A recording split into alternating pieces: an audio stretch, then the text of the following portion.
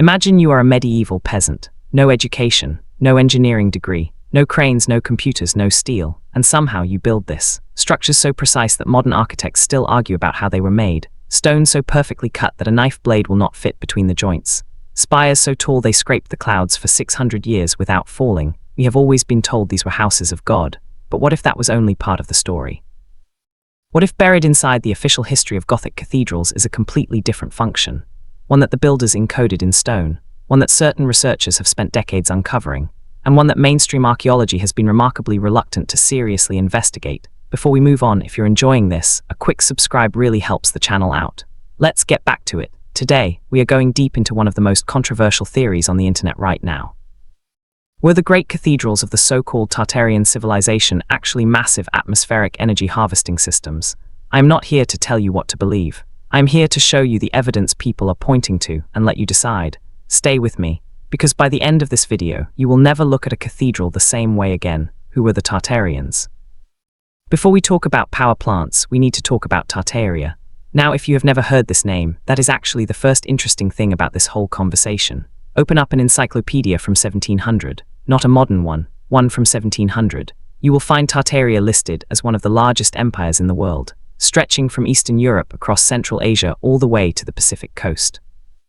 A civilization so vast it dwarfed most of its contemporaries. Then, and this is the part that genuinely makes historians pause, it essentially vanishes from the record. By the mid-1800s, Tartaria as a named civilization barely appears in Western academic discourse. The land gets carved up, the history gets absorbed into other narratives, and what was once on every major map simply stops being talked about now. Mainstream historians have explanations for this. Tartaria, they will tell you, was never a single unified empire. It was a loose geographic label that Europeans applied to nomadic and semi-nomadic peoples across a vast region. The name faded as cartography became more precise, and those populations came under the administrative control of Russia and China. That is the official account, and it is a reasonable one. But here is where the alternative research community starts pulling on threads. Because when you look at certain 19th century photographs, particularly ones emerging from cities in Russia, Central Asia, and even parts of North America, you find extraordinary buildings. Ornate, massive, architecturally sophisticated in ways that seem wildly inconsistent with what we are told about when those cities were founded: Buffalo, New York, Chicago, St. Petersburg, Samarkand. Buildings with domes, spires, and elaborate stonework that appear in photographs from the 1860s and 1870s looking already ancient, already weathered, already enormous. The question some researchers ask is who actually built them? And when now mainstream historians point out that many of these buildings were constructed in neoclassical and Baroque styles that were deliberately designed to look ancient and grand, that was fashionable at the time. And construction records exist for many of them. But the Tartarian research community says, look closer, look at the spires, look at the specific architectural features that keep appearing across thousands of miles of geography with almost identical design logic. And that is where the energy harvesting theory begins, the architecture that should not exist. Let us talk about spires. Every major Gothic and Neo-Gothic cathedral has them, tall, pointed, often topped with metal, historically iron or copper, reaching as high as the builders could possibly manage. The official explanation is that they point toward heaven. They are symbolic. They are expressions of spiritual aspiration made physical in stone and metal. Totally reasonable, but a growing number of independent researchers, engineers, amateur historians, and some credentialed academics working outside mainstream institutions have started asking a different question. What if spires were functional? Here is where it gets genuinely interesting, and I want to walk you through the actual physics argument being made, because it is more sophisticated than most people realize. The Earth's atmosphere contains electrical charge. This is not conspiracy theory. This is established science. The global atmospheric electric circuit is a real phenomenon. The ionosphere carries a positive charge. The ground carries a negative charge. Between them, there is a constant electrical potential difference. On average, around 300,000 volts across the full height of the atmosphere. That energy is real, it is measurable, and it is enormous. Now Nikola Tesla, knew about this. He spent years of his life trying to tap into it. His Wardenclyffe Tower project, which was shut down and eventually demolished, was explicitly designed to interact with the Earth's atmospheric electrical system to transmit power wirelessly. Mainstream science accepts this history. Tesla was real, Wardenclyffe was real, the atmospheric electric circuit is real. So here is the question the Tartarian theory asks: what if someone figured this out before Tesla? Look at the structural logic of a Gothic cathedral with fresh eyes. You have a massive stone base, stone being a reasonable electrical insulator in bulk construction. Rising from that base, you have iron-reinforced columns and buttresses, metal acting as a conductor within the structure. Above that, a metal-tipped spire reaching into the electrically active upper atmosphere. And critically, beneath many of these cathedrals, you have crypts and chambers cut deep into the earth, metal fixtures, pipes, channels. The argument being made is this: the architecture creates a complete circuit pathway, atmospheric charge collected at the spire, conducted through the metal framework, grounded through the underground chambers. Now, does that prove they were power plants? Absolutely not, and I want to be honest about that. But here is what is undeniably true. If you wanted to design a structure to interact with atmospheric electricity using only pre-modern materials, you would use almost exactly these design principles. The question is whether that similarity is coincidence, convergent design logic, or something more deliberate. The acoustic dimension. Now I want to bring in something that does not get talked about nearly enough in this conversation.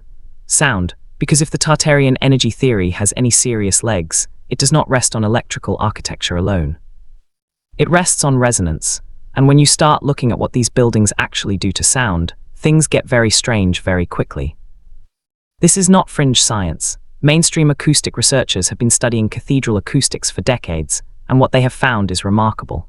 Salisbury Cathedral in England has reverberation times of over 8 seconds. That means a single note played inside continues to echo for 8 full seconds before fading. The stone geometry of these buildings creates acoustic environments that have never been replicated by modern construction. But here is where it goes deeper. A 2008 study published in the Journal of the Acoustical Society of America found that Stonehenge, before its stones were dispersed, would have created specific resonant standing waves at frequencies that fall within the range of human brainwave activity. Infrasound, below the threshold of hearing, felt rather than heard.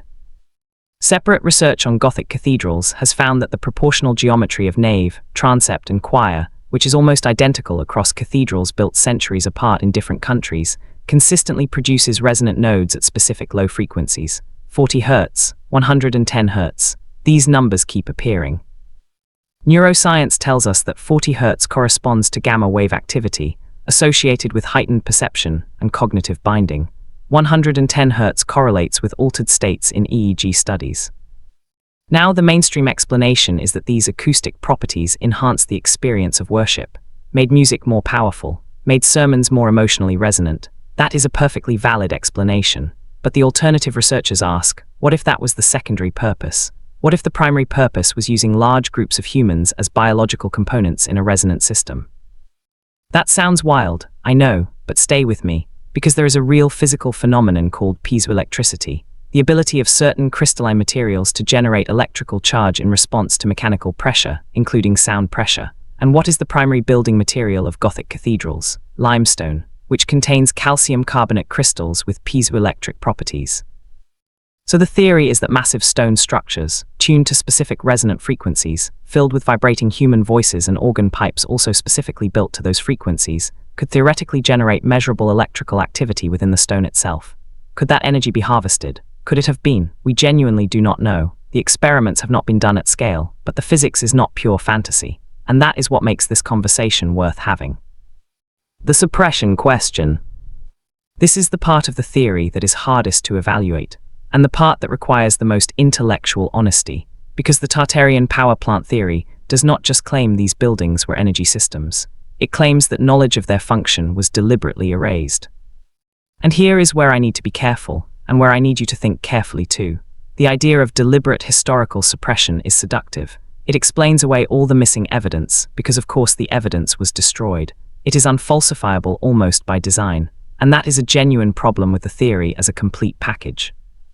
However, there are things about cathedral history that are legitimately, documentably strange. The construction guilds who built these cathedrals, the stonemasons, were organized into secretive brotherhoods with initiatic structures.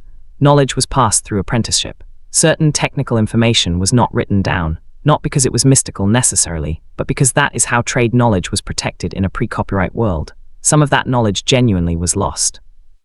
We know this because when Gothic revival architects in the 19th century tried to replicate medieval cathedral construction, they could not perfectly reproduce certain acoustic effects or structural techniques.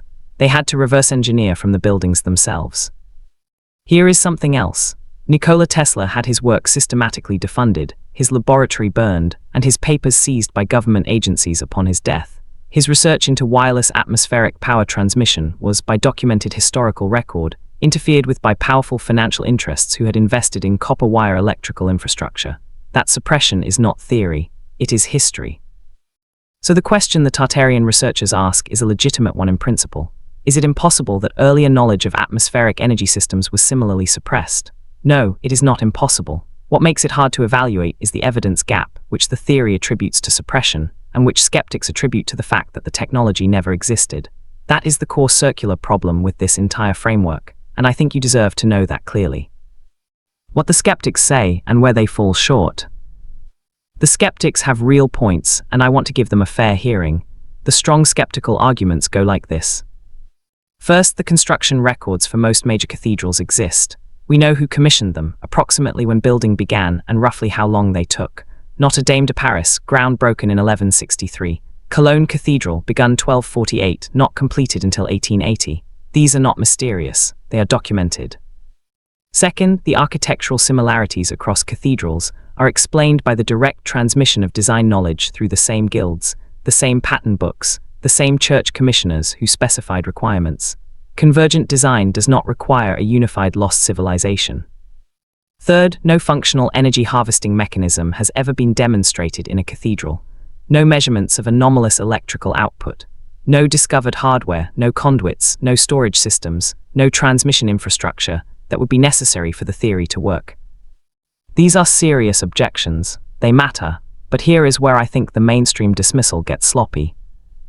When alternative researchers point to specific architectural anomalies, like the discovery of copper pipes and metal channels beneath several European cathedrals that do not fit with standard plumbing explanations for the period, the response from official archaeology has often been to not investigate rather than to investigate and disprove. When acoustic researchers publish peer-reviewed data showing that cathedral geometry produces specific neurologically significant frequencies with apparent intentionality, the mainstream response is often to absorb the data and discard the implications rather than follow them. There is a phenomenon in academic culture, well documented by sociologists of science, where certain lines of inquiry become professionally dangerous to pursue, not because they are disproven, but because they are associated with fringe communities. That is a real problem. It is not the same as the suppression the Tartarian theorists describe, but it does mean that some genuinely interesting questions about these buildings have not received the serious scientific attention they deserve. The experiments nobody has done. Here is what I keep coming back to. If you wanted to seriously test the Tartarian energy hypothesis, not prove it, not debunk it, but test it, what would you actually do? First, you would run comprehensive electromagnetic surveys of several major cathedrals, measure baseline electrical activity inside the structures at different atmospheric conditions, look for any correlation between spire geometry and measurable charge differential. This is technically feasible. It has not been done systematically. Second, you would do full acoustic mapping correlated with piezoelectric measurement, put sensitive charge sensors in the limestone walls, run resonant frequencies through the space, see if there is measurable electrical response in the stone. Limestone piezoelectricity is real physics. Testing whether cathedral geometry amplifies it is a legitimate experiment. Third, you would do thorough subfloor archaeology on several cathedrals using ground-penetrating radar and full documentation of all discovered metal infrastructure. Not to confirm the theory, just to characterize what is actually there. None of these experiments are particularly expensive by research standards. None of them would require accepting the Tartarian hypothesis to conduct. They are just good science applied to genuinely interesting questions about remarkable buildings. The fact that this research program does not exist, that is worth noticing. Make of it what you will. What this all actually means. Here is where I land on all of this. The complete Tartarian power plant theory, the full package with a suppressed global civilization and systematically erased history, requires a lot of evidence that currently does not exist. And some of its specific claims involve physics that does not hold up under scrutiny. I will not pretend otherwise. But the core questions this theory forces us to ask, about what these buildings were really built for, about the full range of their effects on the humans inside them, about the acoustic and electrical properties of their specific geometries, those questions are genuinely interesting. They touch on real physics. They connect to documented history around Tesla and suppressed energy research, and they have not been adequately answered by mainstream scholarship. The most honest thing I can tell you is this. We do not fully understand these buildings. Structures that took centuries to build, that required organizational and engineering capabilities we are still impressed by, that produce measurable neurological and acoustic effects on human beings, that were built with iron and copper and stone in configurations that happen to mirror the architecture of atmospheric electrical interaction. We should be more curious about them than we are. Not because the conspiracy is definitely real, but because genuine mysteries deserve genuine investigation. And the moment we stop asking uncomfortable questions about history is the moment history stops being honest. So here is what I want you to do. Next time you walk past an old cathedral, whether it is in Lagos or London, in New York or Nairobi, stop for a second. Look up at the spire. Listen to what the stone does to the sound around you. Put your hand on the wall and notice that it is not just cold, it is resonant. And ask yourself, what did the people who built this actually know?